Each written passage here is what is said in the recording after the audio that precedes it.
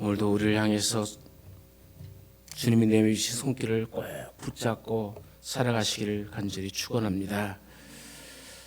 여러 해 전에 불란서의 한 수도의 파리에서 있었던 일이죠.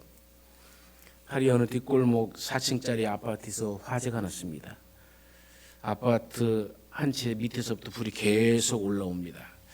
아래층에서 위층으로 타오르고 있는데, 그 아파트 맨 꼭대기층에는 아버지와 이 세 아들이, 어린 세 아들이 살고 있었어요. 아버지는 세 아들을 데리고 탈출을 시도해 보지만 여의치가 않습니다. 이 아래층에서 올라오는 불길이 너무나도 거세고 올라오는 연기 때문에 숨을 쉴 수조차 없을 정도로 답답해집니다. 거센 불길과 이 타는 연기가 질식할 정도로 강해졌습니다. 새 아이들은 계속 뿜어오는 연기 때문에 연신 기침을 하고 콜록콜록합니다. 이러다가는 얼마 가지 않아서 다 질식해져 죽겠구나, 그런 생각에 그 아버지는 아이들 데리고 베란다 쪽으로 나갑니다.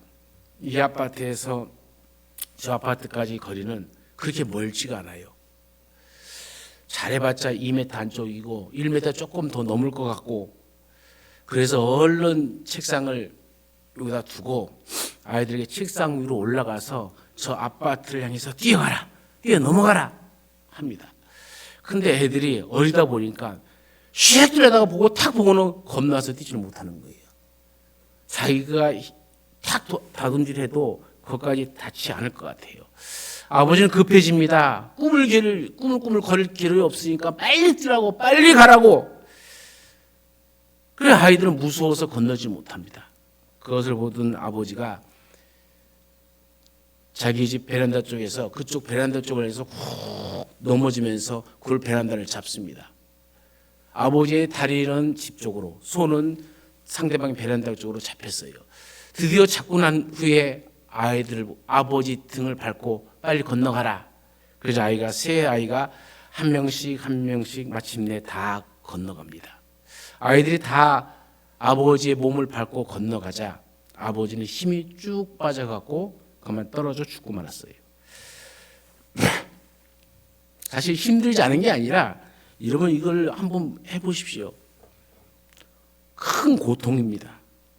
그런데 자기가 여기서 떨어지면은 아이들이 다 죽을 것 같으니까는 아이들이 다 건널 때까지 억지로 고통 중에 참은 거죠. 그리고 마침내 막내 아들이 건너갔을 때에 힘이 다 빠져서 떨어져서 죽게 된 거죠. 사랑하는 여러분, 예수님이 우리를 위해서 지신 십자가의 원리가 바로 그것입니다. 예수님은 십자가에서 하나님과 우리 사이를 연결하는 다리가 되셨죠. 예수님은 우리를 살리시고 십자가에서 자신을 희생시킨 겁니다. 오늘 이사야는 이렇게 호소합니다. 그는 실로 우리의 질고를 지고 우리의 슬픔을 당하였거늘 우리는 생각하기를 그는 징벌을 받아서 하나님에게 맞으며 고난을 당한다 하였노라. 실로라는 이 말은 분명하다라는 뜻입니다. 확실하다라는 뜻이에요. 이사야는 오실 메시아에 대해서 어떤 이상적으로 생각한 것이 아닙니다. 환상적으로 생각한 것이 아닙니다. 그분은 확실하게 우리 가운데 오실 것이고 우리의 질고와 슬픔을 자기 몸에 지니시고 죽을 것이다. 그런데 사람들은 그런 예수님을 향해서 자기 죄 때문에 죽었지, 그래서 하나님이 징벌한 것이지, 그래서 하나님께 맞은 거야 하고 조롱거리고 비난한다는 얘기죠. 여러분, 예수님이 십자가에 달리셨을 때를 생각해 보시기 바랍니다. 지나가던 사람들은 예수님을 비웃듯이 이렇게 조롱을 했습니다. 성전을 헐고 사흘에 짓는 자여, 내가 만일 하나님의 아들이거든 자기를 구원하고 십자가에서 내려오라. 왜 예수님께서 그때 십자가에서 내려오지 않으셨습니까? 예수님에게 능력이 없어서일까요? 결코 그렇지 않죠. 십자가를 져야 우리를 구원할 수 있기에 그 사명 앞에 예수님은 순종하는 겁니다. 예수님은 우리를 구원하시기 위해서 사람들의 조롱, 그들의 비웃음을 참으셨습니다. 십자가의 모든 고통을 끝까지 참고 견디셨습니다. 예수님은 우리 대신에 십자가에 달려 죽으셨습니다. 그리고 예수님은 십자가에서 우리를 구원하신 겁니다. 오늘도 말씀을 통해서 하나님께서 우리 모두에게 이 예수님의 사건이 나를 구원하신 사건으로 믿어지고 깨달아지고, 그래서 이제 나도 예수 위에 살겠다는 그 결단의 은혜가 있기를 간절히 축원합니다. 옛날 선지자 이사야는 믿음의 눈을 통해서 예수 그리스도의 십자가를 멀리서 바라보면서 감격 가운데 외친 겁니다. 이사야가 믿음의 눈을 통해서 예수 그리스도의 십자가를 너무나도 분명하고 확실하게 바라보았던 것처럼 이 시간 우리도 믿음의 눈을 통해서 확실하게, 그는 실로, 그는 분명히 나를 위해서 십자가에 달려 죽으셨다는 것을 믿으시길 바랍니다. 오늘 본문을 중심으로 예수님의 이 십자가 사건을 세 가지 측면에서 말씀드리고자 합니다. 첫 번째는 예수 그리스도 밖에 있었던 우리의 모습을 살펴보아야 됩니다. 5절 상반부에 이렇게 말합니다. 그가 찔림은 우리의 허물을 인하며 그가 상함은 우리의 죄악을 인함이라. 한마디로 우리는 허물어진 백성이요 죄악된 백성이라는 것이죠. 단 한 사람도 예외가 없습니다. 6절 상반부에는 우리는 다 양 같아서 그릇 행하여 각기 제 길로 갔다라고 얘기합니다. 우리는 허물과 죄악으로 인해서 하나님께 멀리 떨어졌습니다. 우리 모두는 예수 그리스도 밖에서는 하나님과 원수된 사람들입니다. 그 누가 지극히 거룩하신 하나님 앞에서 나는 죄인이 아닙니다, 나는 죄가 없습니다라고 소리칠 수 있겠습니까? 우리 요한복음 8장의 말씀을 잘 알고 있습니다. 하루는 서기관과 바리새인들이 가늠하다 현장에서 붙잡힌 한 여인을 끌고 예수님 앞에 나왔죠. 예수님을 시험하기 위해서라고 성경은 써 있습니다. 그때 예수님은 그들을 향해서 이렇게 말씀하십니다. 너희 중에 죄 없는 자가 먼저 돌로 치라. 예수님의 말씀에 서기관과 바리새인들은 하나같이 양심의 가책을 느꼈습니다. 그리고 그들은 그 자리를 다 떠나버리고 말았죠. 서기관과 바리새인들이 어떤 사람들입니까? 율법, 곧 하나님의 말씀을 철저히 지킨다고 자부했던 사람들 아닙니까? 그런데 그런 서기관과 바리새인들조차도 너희 중에 죄 없는 자가 먼저 돌로 치라는 예수님의 말씀 앞에는 스스로 자기가 죄인이라는 것을 인정하고 다 돌아갔습니다. 그렇다면 다른 사람들은 말할 필요도 없겠죠. 요한 1장 8절의 말씀처럼 우리가 죄 없다고 말하는 것은 스스로 속이는 일이 될 수밖에 없는 겁니다. 사랑하는 여러분, 왜 예수님께서 십자가를 지셨습니까? 가룟 유다가 예수님을 배반했기 때문입니까? 서기관과 바리새인들이 예수님을 시기했기 때문입니까? 그렇지 않으면 로마 총독 빌라도가 예수님을 십자가에 못 박도록 내주었기 때문입니까? 그렇지 않아요. 예수님은 우리 허물 때문에, 우리의 죄 때문에 십자가에 죽으셔야 했습니다. 바로 나 때문에, 나를 위하여 예수님은 십자가를 지신 겁니다. 우리는 이 사실을 잊지 말아야 됩니다. 우리가 잘 아는 이야기 가운데 그런 얘기가 있죠. 우리 교회도 이따 2부 예배 때 세례를 베풀 거지만 어떤 교회에서 세례를 베풀게 되었어요. 그 교회는 세례를 베풀기 앞서서 모인 교인들 앞에서 세례 문답을 하도록 되어 있습니다. 그 주일은 어떤 할머니 한 분이 세례를 받도록 되어 있었죠.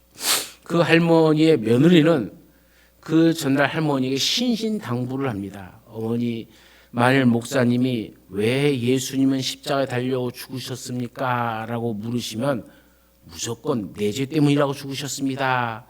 이렇게 말씀하셔야 됩니다. 아시겠어요? 할머니는 잘 알아들었던 듯이 알았다, 걱정하지 마라. 그래도 며느리가 걱정이 되어서 다시 한번 묻습니다. 어머니 꼭 그렇게 하셔야 돼요? 알았다니까 안 알았대도 드디어 세례식 날이 되었습니다. 세례 문답이 시작했습니다. 아니나 다를까 목사님이 모든 교인들 앞에서 며느리에게 말했던 똑같은 질문을 던지는 겁니다. 할머니, 제가 할머니에게 가장 중요한 질문 한 가지만 묻겠습니다.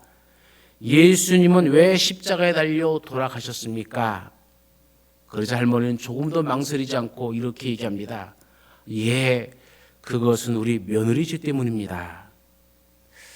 여러분, 이것이 참 우스운 소리 같지만 우리 신앙생활을 보면은 다 그렇게 살아가요. 내 죄 때문에 내 죄 때문에 십자가신 예수님이 아니라 네 죄 때문에, 다 너 때문이다. 다 책임을 남에게 돌립니다. 예수님은 너의 죄 때문에, 그 사람의 죄 때문에 십자가 달려 돌아가신 것이 아닙니다. 가룟 유다 때문에 예수님은 십자가를 지신 것이 아닙니다. 로마의 총독 빌라도 때문에 십자가를 지신 것이 아닙니다.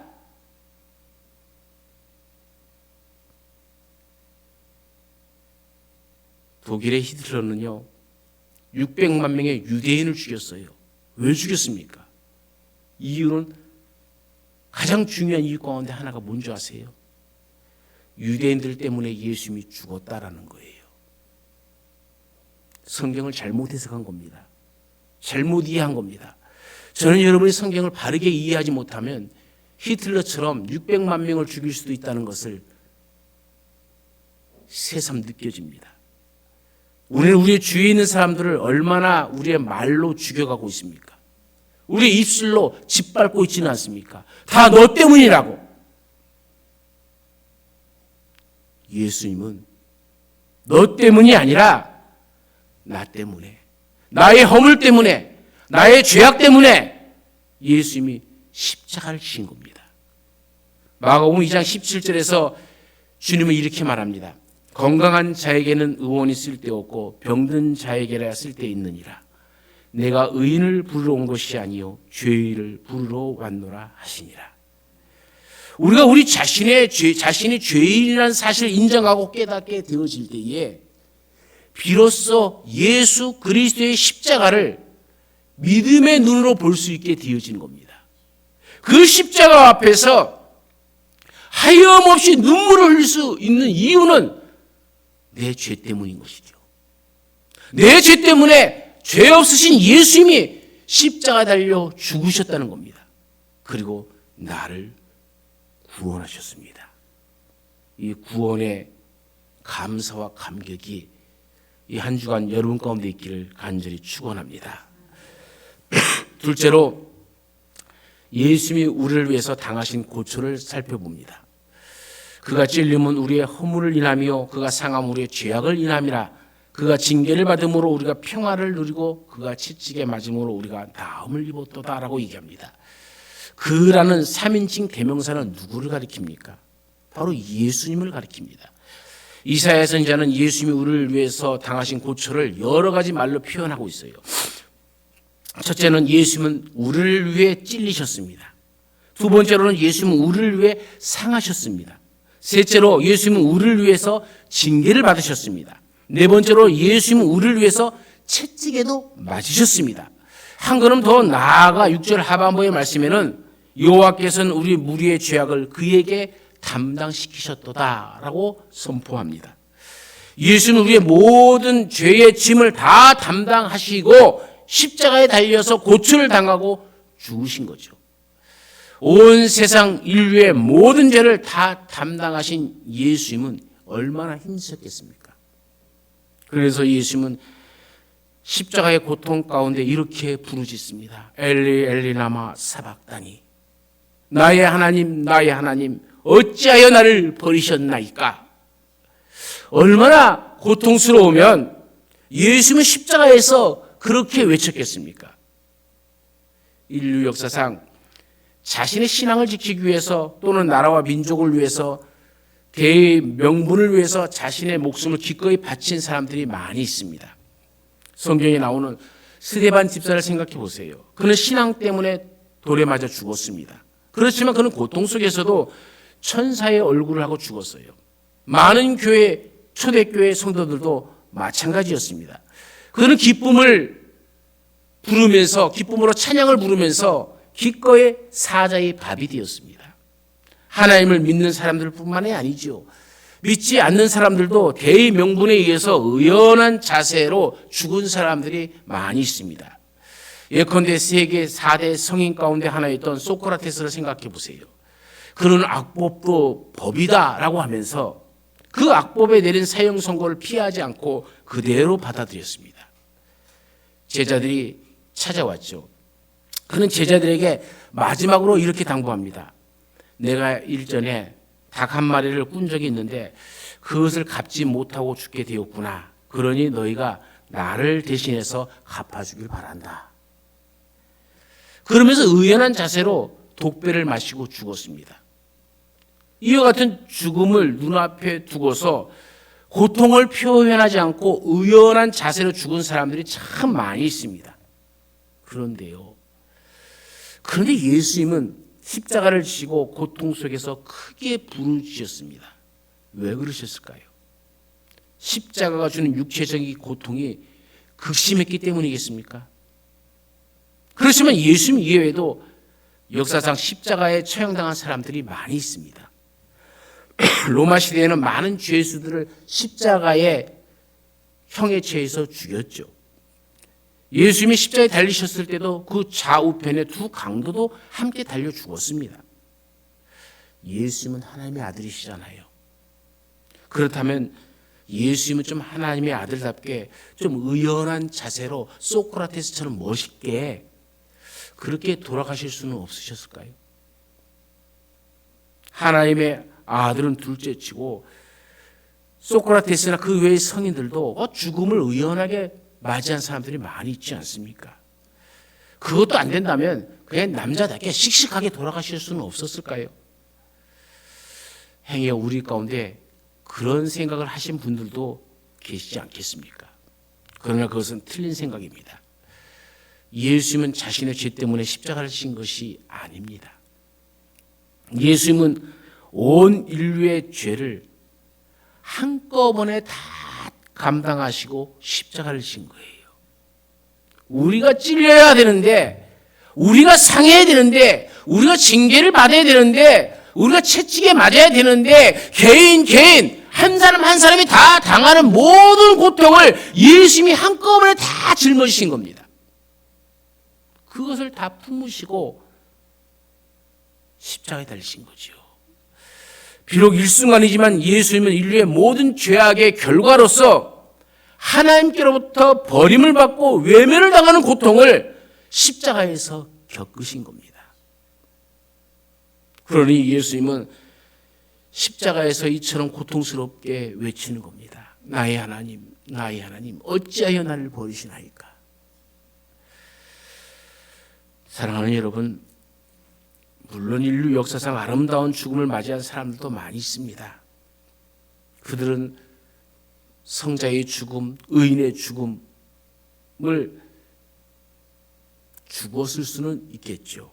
그러나 그 아무도 우리 구세주가 될 수는 없습니다. 그들은 모든 죄짐을 지고서 대신 고통을 당한 것이 아니기 때문입니다. 오직 예수님만이 우리의 모든 아픔을 감싸 안고 십자가에서 고통을 당하신 겁니다. 죄인이 죄인을 대속할 수는 없는 거잖아요. 죄 없으신 분이 그 죄를 다 담당하시고 죽으셨기에 예수님은 구세주가 될 수 있었던 겁니다. 예수님만이 우리를 하나님께로 인도하는 길이요, 진리요, 생명인 줄 믿으시길 바랍니다. 세 번째는 예수님이 십자가를 지심으로 말미암아 우리가 얻게 된 결과에 대해서 살펴봅니다. 5절 하반부에는 그가 징계를 받음으로 우리가 평화를 누리고 그가 채찍에 맞음으로 우리가 나음을 입었도다라고 얘기합니다. 우리가 예수 그리스도 밖에 있었을 때에 우리는 허물과 죄악으로 인해서 하나님과 원수된 자들입니다. 그런데 예수님은 십자가에서 징계를 받으심으로 말미암아 우리의 모든 죄값을 다 지불해 주셨습니다.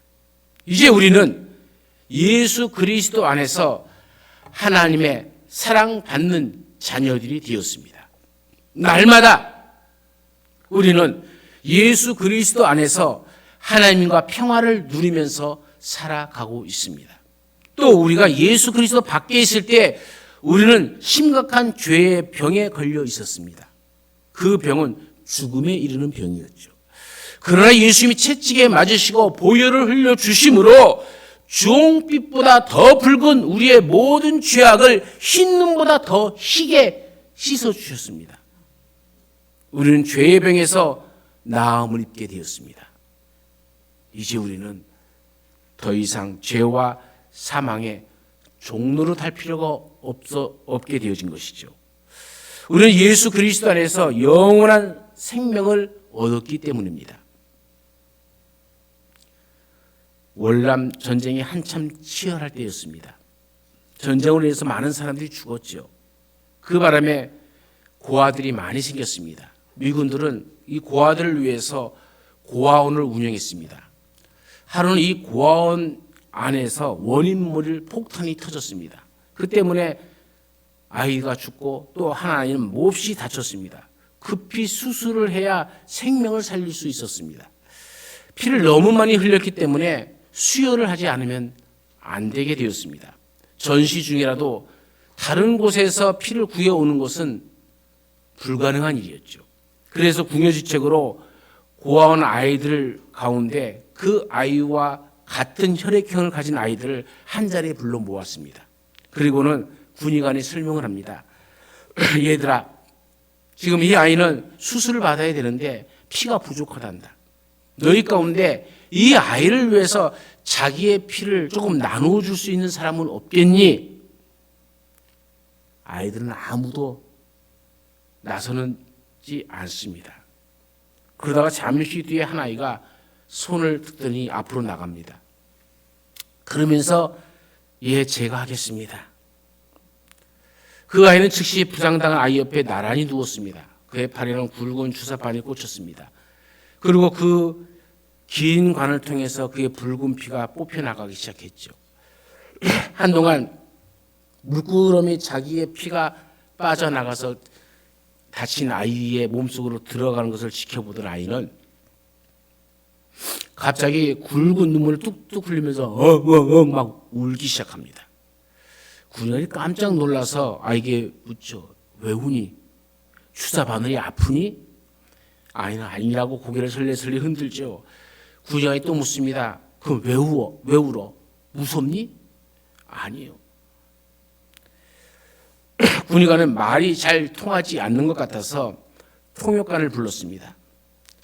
그 아이가 갑자기 우는 이유를 알아보라고 부른 것이죠.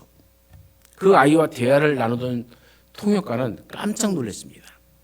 그 아이는 자신의 피가 다 뽑혀서 나가면 자기는 얼마 있지 않으면 죽을 것이다. 그런 생각을 하고 있었던 것이죠.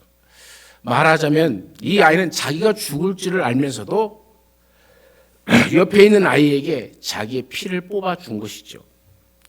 군의관은 이 사실을 알고 너무나도 감동했습니다. 그래서 그 아이에게 묻습니다. 너는 죽을 것이라 생각하면서 어떻게 옆에 있는 아이에게 너의 피를 줄 수 있었니? 그 아이는 간단하게 대답합니다. 얘는 내 친구니까요.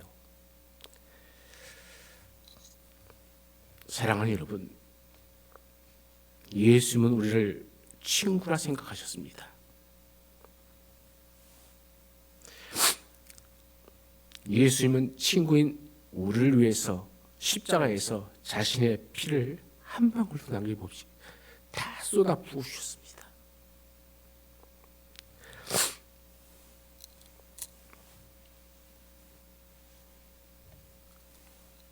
우리가 찬송가 144장 4절 불렀죠. 아름답다 예수여, 나의 좋은 친구. 예수님은 우리의 좋은 친구이십니다. 예수님 지금도 우리를 친구라 생각하시고 우리 곁에 다가오십니다. 우리의 마음의 문을 두드리고 계십니다. 우리 마음속에 들어와 좌정하시기 위해서입니다. 행여 아직도 우리의 마음의 문을 닫아놓고 있지는 않습니까? 이 시간 우리 모두의 마음의 문을 활짝 열고 우리를 향하신, 우리에게 친구로 다가오신 예수님을 여러분 마음속 깊은 곳에 품으시기를 간절히 축원합니다. 그래서 우리 주 그리스도 예수 안에서 우리가 누리는 평화와 우리가 입게 된 나음으로 인하여 날마다 기뻐하며 감사하며 그 구속의 은혜를 찬양하며 승리하는 삶을 살아가시기를 간절히 축원합니다. 언제나 우리 가운데 함께 하신 하나님을 찬양합니다. 우리가 연약할 때에, 우리가 하나님을 알지 못했을 때에, 우리가 죄인 되었을 때에, 아니 우리가 원수 되었을 때에, 그때에 예수님은 우리를 위해서 십자가에 달려 죽으셨습니다. 그리고 끊어진 하나님과 우리의 관계를 예수님 이어주셨습니다. 이 일로 말미암아 우리는 하나님으로부터 구원을 받고 천국 백성이 된 줄로 믿습니다. 이제 이 믿음을 가지고 살아가게 하옵소서. 구원받은 자녀로서 구원받은 자의 삶이 우리 가운데 있게 하여 주옵시고, 주님이 주시는 능력 안에서 모든 일에 감사와 기쁨으로 승리해 나가는 백성들이 되게 하옵소서. 오늘도 우리와 함께하여 주시는 예수님의 이름으로 기도드리옵나이다. 아멘.